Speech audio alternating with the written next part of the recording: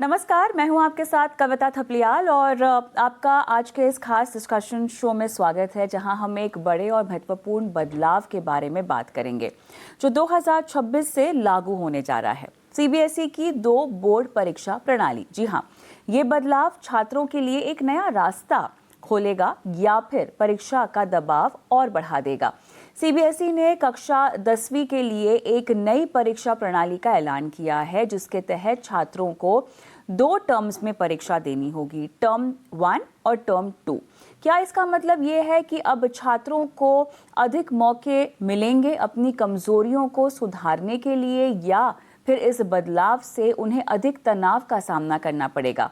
इस नई प्रणाली का उद्देश्य छात्रों को परीक्षा के बोझ से राहत देने का है, लेकिन क्या ये उन छात्रों के लिए राहत साबित होगा जो पहले से ही परीक्षा के दबाव से जूझ रहे हैं?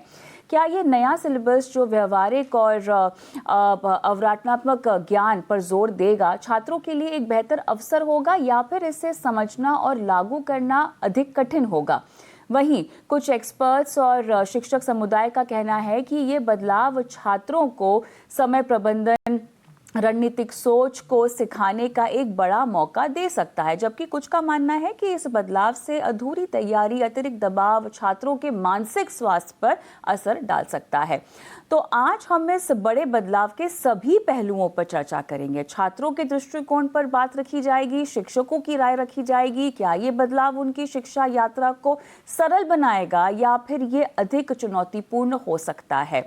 तो आपको कहीं नहीं जाना है, विस्तृत चर्चा के लिए तैयार रहना है, क्योंकि आज हम आपको देंगे नई परीक्षा प्रणाली के बारे में हर एक जरूरी जानकारी, ताकि अगर आप तैयारी करने जा रहे हैं तो इन बड़े बदलावों से कैसे निपटा जाए। अगर आप माता पिता हैं तो अपने बच्चों का सहयोग यहाँ पे कर सकते हैं।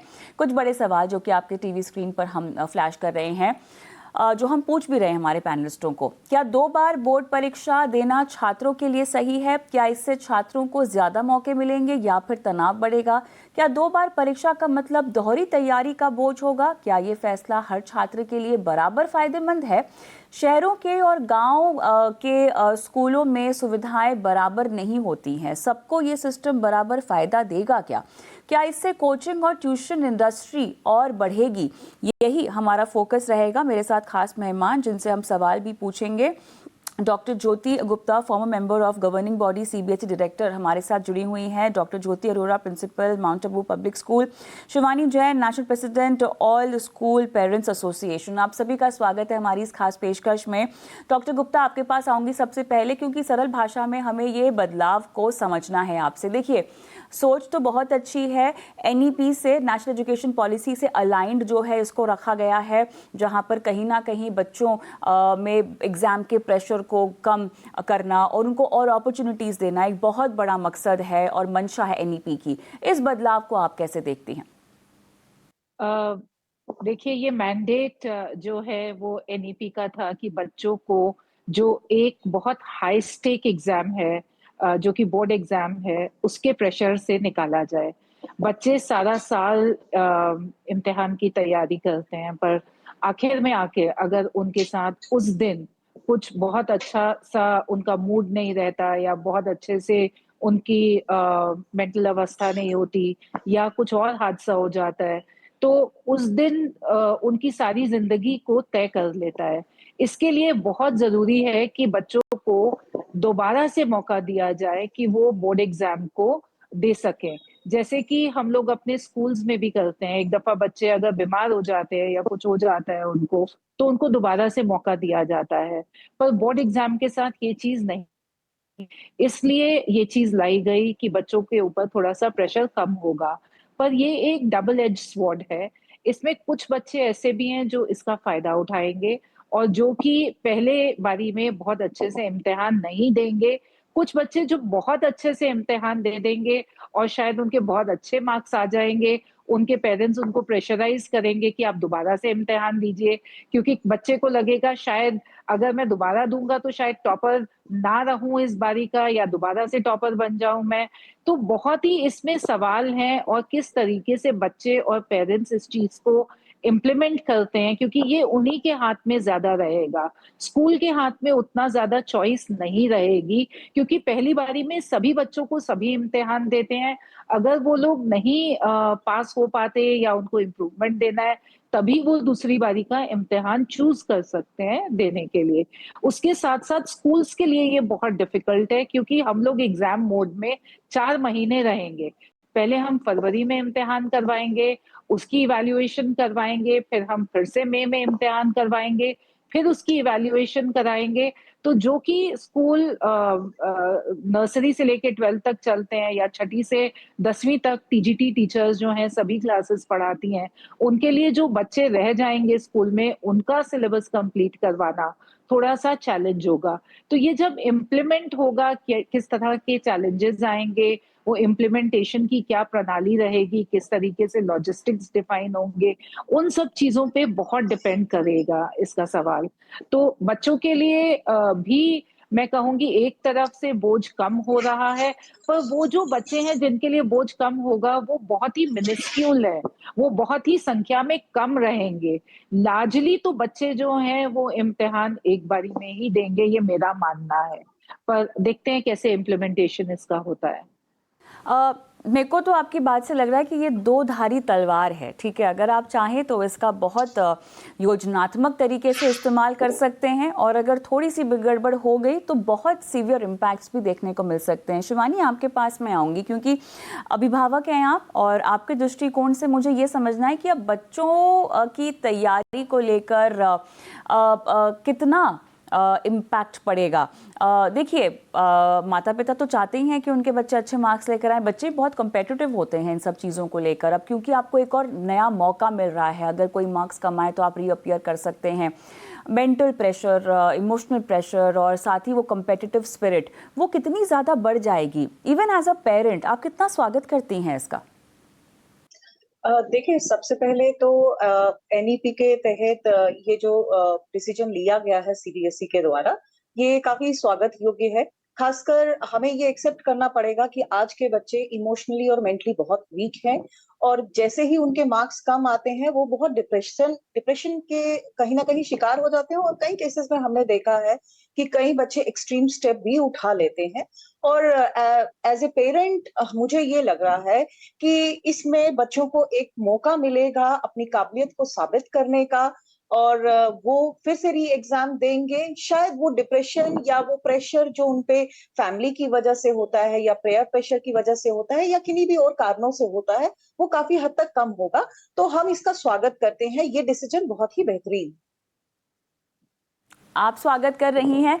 बच्चों पर इम्पैक्ट और माता पिता की तैयारी इसको लेकर फिर क्या होगी, क्योंकि नज़रिया अगर मैं समझना चाहूँ माता पिता का, तो वो क्या रहेगा, कैसे रहेगा? अगर और दूसरी बात ये है कि मार्क्स कम आए, ज़्यादा आए, ये हम कैसे सुनिश्चित करें? अगर अब वो तो डिपेंड करता है कि आपके पर्सनल टारगेट्स क्या हैं अपने मार्क्स को लेकर। किसी को तो मेरे ख्याल से 99 नंबर्स भी कम लगेंगे, किसी को फिर बोलेंगे 1 नंबर के लिए वापस से रीअपियर हो जाइए, है ना?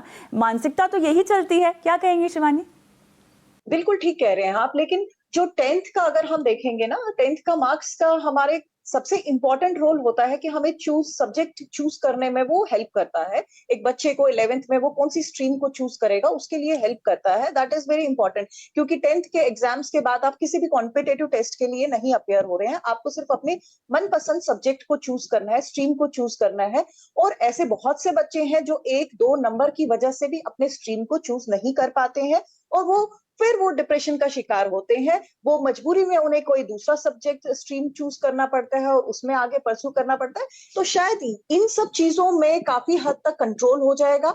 बच्चा अगर अच्छे मार्क्स नहीं लाया है, या 1 नंबर या 2 नंबर की वजह से वो किसी भी स्ट्रीम को चूज करने में रह जाता है, जहां पे पेरेंट्स का भी प्रेशर होता है कि आपको ये स्ट्रीम ही चूज करनी है, बट बच्चे की दूसरी चॉइस होती है, तो वो कहीं ना कहीं अपनी स्ट्रीम को चूज करने में भी उनको हेल्प करेगा। चलिए, अगर जो मार्क्स आ जाएं, स्ट्रीम चूज कर लें, तब तो कोई बात नहीं, लेकिन तब भी अगर आपके मार्क्स नहीं आए तब तो डबल डिप्रेशन हो जाएगा। डॉक्टर अरोरा, बतौर प्रिंसिपल आप कैसे देखती हैं इसको और कैसे टैकल भी किया जाए? देखिए, अब जो बातें शिवानी ने हाईलाइट की हैं वो भी बहुत इंपॉर्टेंट है। कुछ बच्चे कुछ मार्क्स से छूट जाते हैं अपनी मनपसंद स्ट्रीम और अपनी करियर डायरेक्शन को पाने में, लेकिन गारंटी तो फिर भी नहीं है ना, फिर भी रह गए, तब वापस से प्रॉब्लम। आप शायद म्यूट पर हैं डॉक्टर अरोरा। देखिए, मैं तो इसको बहुत सकारात्मक रूप में देखती हूँ, क्योंकि ये जो स्कीम है 2 बोर्ड एग्जामिनेशंस की, ये पॉलिसी बनी है एक तो एनईपी को मद्देनजर रखते हुए, दूसरा सभी स्टेक होल्डर्स की सजेशंस फीडबैक को मद्देनजर रखते हुए ही बनाई है। ये कोई जस्ट इम्पोज्ड पॉलिसी नहीं है। अब इसके फायदे जो मैं देखती हूँ कि ये एक सिर्फ पहले वाले एग्जामिनेशन का मुझे तो ये नया रूप नजर आता है। पहले भी इम्प्रूवमेंट का जो उनको चांस मिलता था कंपार्टमेंट का, वो जुलाई एंड में कहीं जाके बच्चे अपीयर होते थे और जुलाई एंड में उनका जाके कहीं एक रिजल्ट आता था, अगस्त में आता था, और बच्चे तब तक थोड़ा सा हैंगओवर मोड में रहते थे कि कैसे स्ट्रीम सिलेक्शन करें, अभी रिजल्ट नहीं आया है। तो अगर ये फर्स्ट एग्जामिनेशन, पहले भी जो हमारा बोर्ड एग्जामिनेशन होता है वो मिड फरवरी से होता है, अभी भी जो फर्स्ट एग्जामिनेशन है, फर्स्ट फेज है, वो मिड फरवरी में हो रहा है, सेकेंड फेज जुलाई की जगह सिर्फ मई में हो रहा है। लेकिन इसमें जो सबसे बड़ा फायदा है, मैं जो देखती हूँ, जो बच्चे स्पोर्ट्स में एंगेज हैं, नेशनल लेवल पर खेल रहे हैं, इंटरनेशनल लेवल पर किसी एरिया में पार्टिसिपेट कर रहे हैं, और विंटर बाउंड स्कूल्स को दिमाग में रखना, हमें नजर में रखना बहुत जरूरी है, क्योंकि उनके चैलेंजेस बिल्कुल अलग है और बोर्ड का स्केड्यूल एक ही बनता है सभी रीजन्स के लिए। और ऐसे बच्चों के लिए जो CWSN है, उनके लिए भी तो ये बहुत ज्यादा फायदेमंद है। तो अगर एक बच्चे ने, जैसे कि एक रूटीन में फरवरी में एग्जाम हो रहा है और अच्छा स्कोर कर लिया है, मुझे नहीं लगता वो बच्चा इम्प्रूवमेंट के लिए जाएगा। पहले हम उसको कंपार्टमेंट एग्जामिनेशन बोलते हैं अभी तक, उसमें हम इम्प्रूवमेंट वाले एग्जामिनेशन के भी बच्चों को मौका दिया जाता है कि अगर आप इम्प्रूव करना चाहें तो करिए। तो इसमें कोई बहुत बड़ा फर्क नहीं है। रादर मुझे लगता है कि 10वीं के बच्चे 30 जून तक बिल्कुल फ्री हो जाएंगे with all their results, first phase का भी, सेकंड फेज का भी, अपना स्ट्रीम सिलेक्शन, और 1 जुलाई से बड़े आराम से 11th क्लास का सेशन शुरू हो सकता है। जो कि ऐसे बच्चे जो इम्प्रूवमेंट के लिए जाना चाहते हैं, कंपार्टमेंट के लिए जाना चाहते हैं, वो जुलाई एंड अगस्त फर्स्ट वीक तक उनको वेट करनी पड़ती है। और सभी स्टेक होल्डर्स के फीडबैक से ये बनी है, इसमें कोई दो राहे नहीं है। तो मुझे तो इसमें बहुत फायदा ही फायदा नजर आता है। लेकिन एक चैलेंज जो है वो है जो एक्शन प्लान रहेगा और जो लॉजिस्टिक्स रहेंगे, उसको CBSE को ध्यान में रखना पड़ेगा, क्योंकि मई के बाद जून जो है वो आपका समर ब्रेक का टाइम है। उसमें कितनी अवेलेबिलिटी ऑफ स्टाफ होगा, टीचर्स होंगे, क्योंकि हमें टीचर्स को भी ओवरबर्डन नहीं करना है। लेकिन फिर मैं देखती हूँ कि CBSE ऑलरेडी 6 नए रीजन्स लेके आ रहा है, 6 नए सब रीजन्स लेके आ रहा है, और इन इम्प्रूवमेंट एग्जामिनेशन में बहुत ज्यादा बच्चे नहीं होने वाले, हर स्कूल तो सेंटर बनेगा नहीं। तो मुझे लगता है कोई इतना ज्यादा वर्कलोड या वर्क प्रेशर नहीं आने वाला। लेकिन फिर भी लॉजिस्टिक्स पे काम करना बहुत जरूरी है कि जो मई वाला एग्जामिनेशन है उसको 30 मई तक खत्म कर दिया जाए, ताकि ना टीचर्स बर्डन हो, ना पेरेंट्स भी थोड़े फ्री हो जाएं जून के महीने में। मेरा पर्सपेक्टिव ये है इस स्कीम ऑफ 2 बोर्ड एग्जामिनेशंस को लेके। नहीं, काफ़ी अहम बात आपने कही। एक तरफ से बच्चों के लिए तो एक और मौका, काफ़ी सकारात्मक, लेकिन डॉक्टर गुप्ता जो आपने पॉइंट्स हाईलाइट की थी, और दूसरा मुझे ये भी जानना है, CBSE एक बहुत बड़ा रेजिम अपने आप में है, और ऐसे में हम किसी भी तरह से इस तरह के नियम में अनइवन नहीं हो सकते हैं। मैं बात कर रही हूँ शहरी और ग्रामीण दोनों तरह के इलाकों की, और जो डॉक्टर अरोरा ने भी हाईलाइट किया कि ज़मीनी इम्प्लीमेंटेशन पर बहुत सारी चीज़ें निर्धारित होती हैं, तय होती हैं। अब आपके मुताबिक इसको कैसे वर्कआउट किया जा सके ताकि ये इवनली जो है सब जगह लागू हो? देखिए, टीचर्स की सहमति आपको लगेगी, नॉट नेसेसरी कि सारे स्कूल्स सहमत भी हो पाए, मेरे ख्याल से अभी भी काफ़ी डेवलपिंग स्टेज में है। ये हो सकता है कि कुछ अपनी रिकमेंडेशंस आगे चलकर सबमिट भी हों, but having said all of that, अगर इसको इम्प्लीमेंट करवाना हो डॉक्टर गुप्ता, तो क्या क्या सेम पेज पर रहना पड़ेगा across the board? Pan India की मैं बात कर रही हूँ, उसमें क्या शहर और क्या ग्रामीण इलाके के स्कूल्स? देखिए, पहले तो जब पॉलिसी आती है तो उसकी कोई चॉइस नहीं है। मतलब हमें ये कोई चॉइस नहीं दी गई है कि आप चाहे तो इसको ले लीजिए, आप चाहे तो ना लीजिए। पर मैंने आपको ये पहले भी बताया था कि इसकी चॉइस की सेकंड एग्जाम देना है या नहीं देना, ये स्कूल से ज्यादा पेरेंट पे और बच्चे पे डिपेंड करती है। और एलओसी भी 2 दफा भरी जाएगी। मतलब पहले भी एक दफा बच्चों को रजिस्टर किया जाएगा, जो कि सभी इम्तिहान देंगे, और दूसरी बारी भी एलओसी को फ्लोट किया जाएगा। अब वो लॉजिस्टिक्स पे आएगा कि सीबीएसई दूसरी वाली एलओसी कब भरवाती है बच्चों से, क्या इम्तिहान होने के बाद भरवाएंगे या पहले से ही भरवा के रखेंगे। इसके लिए कैपेसिटी बिल्डिंग करनी बहुत जरूरी है। हर एक टीचर को और हर एक पेरेंट को इसकी ओरिएंटेशन करना और इसकी एडवोकेसी करना वो बहुत जरूरी है, क्योंकि एक जब भी पॉलिसी बनती है सभी बच्चे, जैसे कि आपने कहा रूरल एरियाज में या अर्बन एरियाज में, वो सब लोग इस चीज का फायदा उठा सकें, सब बच्चे इसका फायदा उठा सकें, उसके लिए हमें कैपेसिटी बिल्डिंग प्रोग्राम्स करना, ओरिएंटेशंस करना, पेरेंट्स के साथ, बच्चों के साथ, टीचर्स के साथ बहुत जरूरी है। और कुछ एक बच्चे जिनका की चैलेंज होता है, अभी ज्योति अरोड़ा मैम ने भी जैसे कहा कि कुछ बच्चे खेलते हैं, स्पोर्ट्स में एंगेज रहते हैं, उनको कई दफा जब इम्तिहान होता है तो उनका क्लैश होता था, तो वो लोग बच्चे जो है बाद में इम्तिहान देते थे, उनको भी मौका जो है सभी बच्चों के साथ ही मिल जाएगा दोबारा इम्तिहान देने का।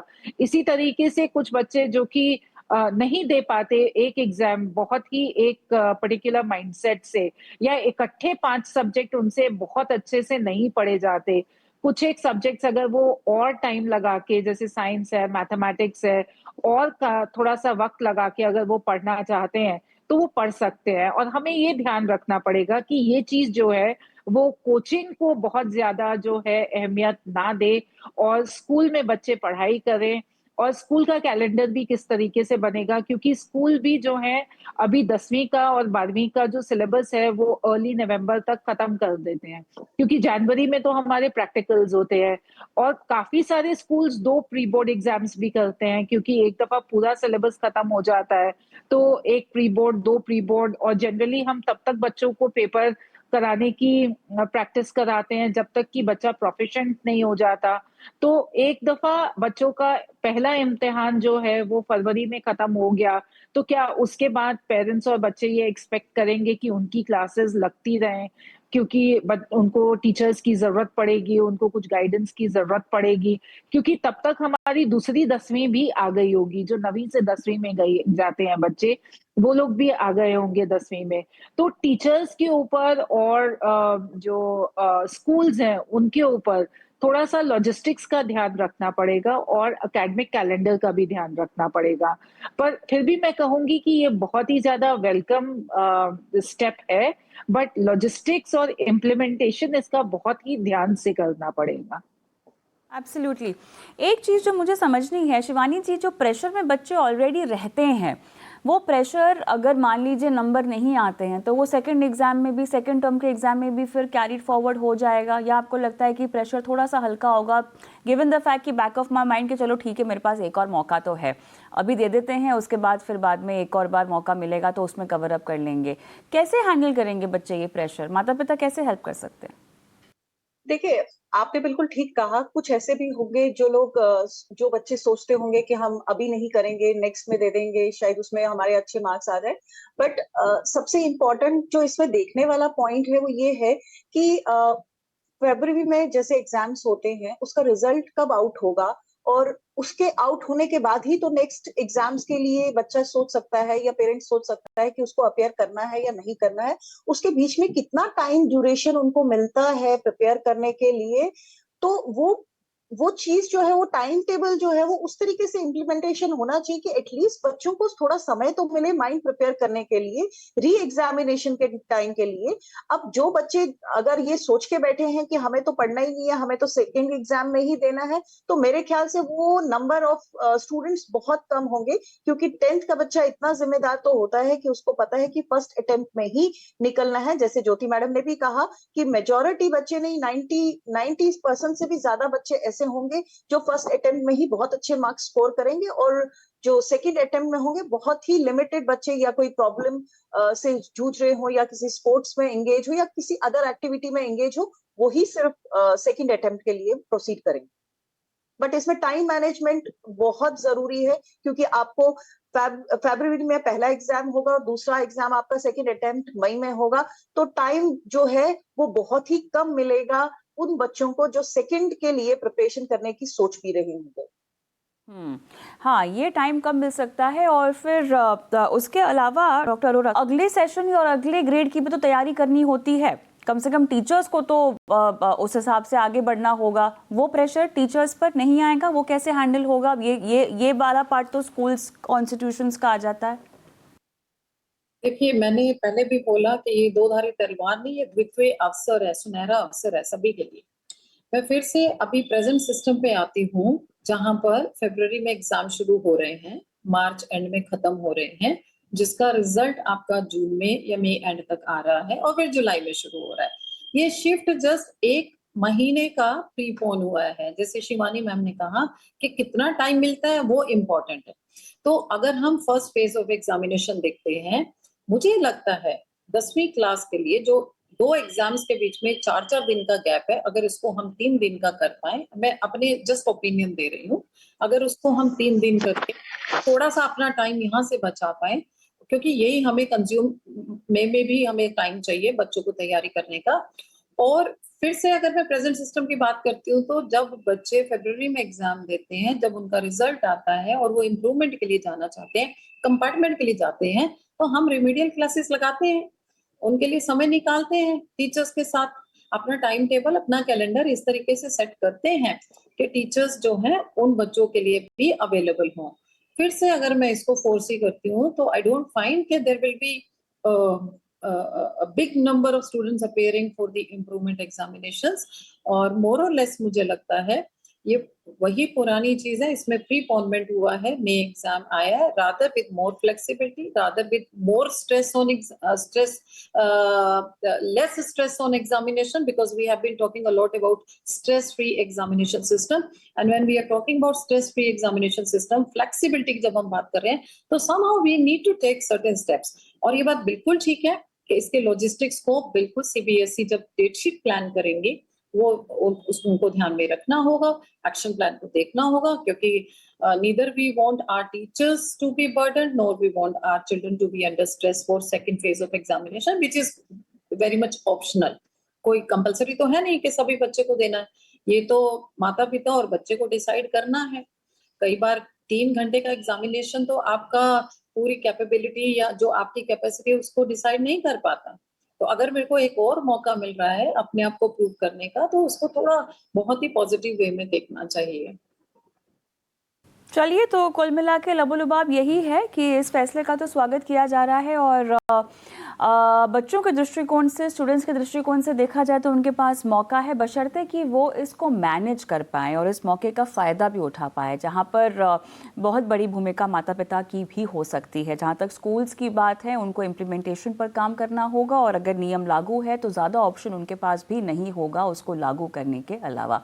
लेकिन चलिए, आप तीनों का बहुत बहुत धन्यवाद, आपने समय दिया, अपनी राय रखी हमारी इस चर्चा में, और इतने अहम पहलू पर अपना मार्गदर्शन दिया स्टूडेंट्स को और उनके माता पिता को भी। मुझे भी आज की इस चर्चा में इजाज़त दें। नमस्कार।